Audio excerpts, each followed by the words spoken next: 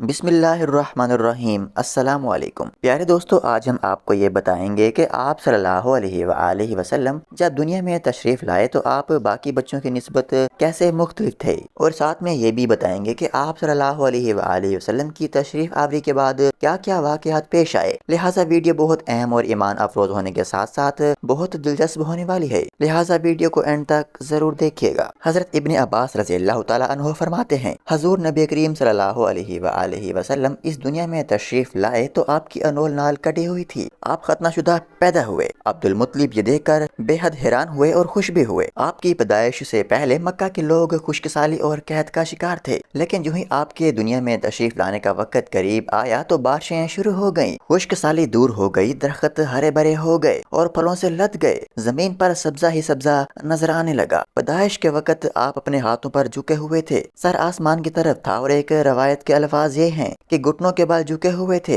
मतलब ये कि सजदे की हालत में थे। आपकी मुट्ठी बंद थी और शहादत की उंगली उठी हुई थी, जैसा कि हम नमाज में उठाते हैं। हजूर नबी करीम सल्लल्लाहु अलैहि वसल्लम फरमाते हैं, जब मेरी वालदा ने मुझे जन्म दिया तो उनसे एक नूर निकला। इस नूर से शाम के महल्लात जगमगाने लगे। आपकी वालदा सैयदा आमना रज़ियल्लाहु ताला अन्हा फरमाती हैं, मोहम्मद सल्लल्लाहु अलैहि वसल्लम की पैदाइश के वक्त जाहिर होने वाले नूर की रोशनी में मुझे बसरा में चलने वाले ऊँटों की गर्दनें नजर आईं, और जब आप पैदा हुए तो आपने अल्लाह ताला की तारीफ की। एक रवायत में ये अल्फाज आए हैं, अल्लाह ताला सबसे बड़ा है, अल्लाह ताला की बेहद तारीफ है, और मैं सुबह शाम अल्लाह की पाकी बयान करता हूँ। प्यारे दोस्तों, आपकी विलादत पर सबका इत्तेफाक है कि वो पीर का दिन था। आप सुबह शादी के वक्त दुनिया में तशरीफ लाए। तारीख पैदाइश के सिलसिले में बहुत से कौल हैं। एक रवायत के मुताबिक 12 रबी अव्वल को पैदा हुए, एक रवायत 8 रबी अव्वल की है, एक रवायत 2 रबी अव्वल को पैदा हुए। मतलब ये है कि इस बारे में बिल्कुल सही बात किसी को मालूम नहीं। इस पर सबका इत्तेफाक है कि महीना रबी अव्वल का था और दिन पीर का था। ये भी कहा जाता है कि आपको पीर ही के दिन नबूवत मिली। पीर के रोज ही आपने मदीना मुनव्वरा की तरफ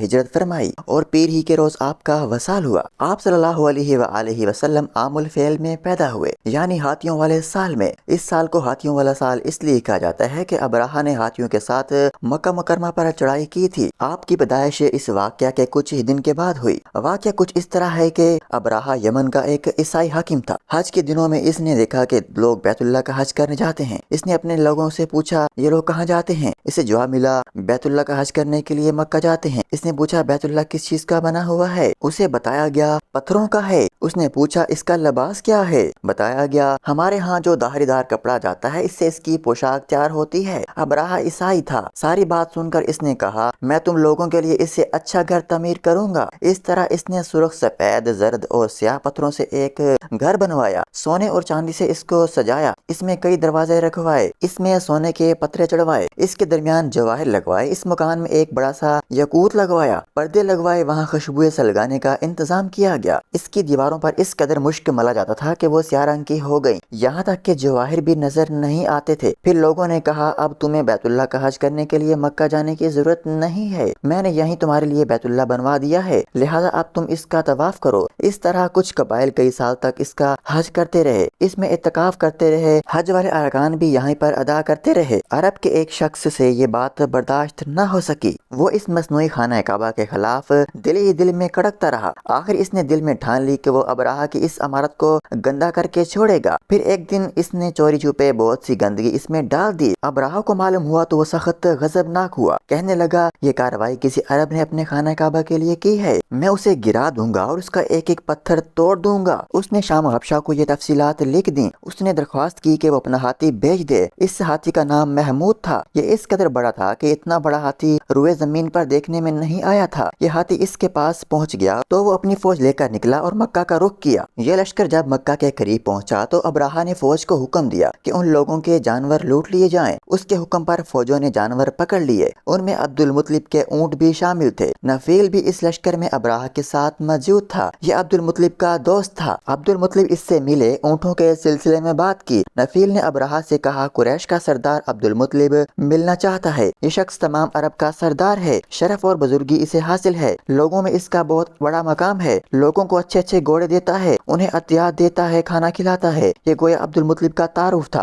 अब्राहा ने उन्हें मुलाकात के लिए बुलवाया। अब्राहा ने उनसे पूछा, बताइए आप क्या चाहते हैं? उन्होंने जवाब दिया, मैं चाहता हूँ मेरे ऊँट मुझे वापस मिल जाएं। उनकी बात सुनकर अब्राहा बहुत हैरान हुआ। उसने कहा, मुझे तो बताया गया था आप अरब के सरदार हैं, बहुत इज्जत और बुजुर्गी वाले हैं, लेकिन लगता है मुझसे गलत बयानी की गई है, क्योंकि मेरा ख्याल था कि आप मुझसे बैतुल्लाह के बारे में बात करेंगे, जिसको मैं गिराने आया हूँ और जिसके साथ आप सबकी इज्जत वाबस्ता है, लेकिन आपने तो इसकी सिरे से बात ही नहीं की। इसकी बात सुनकर अब्दुल मुत्तलिब बोले, आप मेरे ऊँट मुझे वापस दे दें, बैतुल्लाह के साथ जो चाहें करें, इसलिए कि इस घर का एक परवरदिगार है, वो खुद ही इसकी हिफाजत करेगा, मुझे इसके लिए फिक्रमंद होने की जरूरत नहीं है। उनकी बात सुनकर अब्राहा ने हुक्म दिया, उनके ऊँट वापस दे दिए जाएं। जब उन्हें उनके ऊँट वापस मिल गए तो उन्होंने उनको कुर्बानी के लिए वक्फ करके हरम में छोड़ दिया, ताकि फिर कोई उन्हें पकड़ ले तो हरम का परवरदिगार उन पर गजबनाक हो। फिर अब्दुल मुत्तलिब हीरा पहाड़ पर चढ़ गए। उनके साथ उनके कुछ दोस्त थे। उन्होंने अल्लाह से दरख्वास्त की, ऐ अल्लाह, इंसान अपने सामान की हिफाजत करता है, तू अपने सामान की हिफाजत कर। इधर से अब्राहा अपना लश्कर लेकर आगे बढ़ा। वो खुद हाथी पर सवार लश्कर के दरमियान मौजूद था। ऐसे में इसके हाथी ने आगे बढ़ने से इनकार कर दिया। वो जमीन पर बैठ गया। हाथी बानों ने उसे उठाने की कोशिश की, लेकिन वो ना उठा। उन्होंने उसके सर पर ज़रबें लगाईं, मगर वो खड़ा न हुआ। कुछ सोचकर उन्होंने इसका रुख यमन की तरफ किया तो फौरन वो इस तरफ चलने लगा। इसका रुख फिर मक्का की तरफ किया गया तो फिर रुक गया। हाथी बानों ने ये तजर्बा बार बार किया। आखिर अब्राहा ने हुक्म दिया, हाथी को शराब पिलाई जाए, ताकि नशे में उसे कुछ होश न रह जाए और हम उसे मक्का की तरफ आगे बढ़ा सकें। चनाचे उसे शराब पिलाई गई, लेकिन इस पर इसका भी कोई असर न हुआ। प्यारे दोस्तों, अब्राहा और उसके लश्कर को बार बार अल्लाह ताला की तरफ से मोहलत मिलने के बावजूद भी वो इस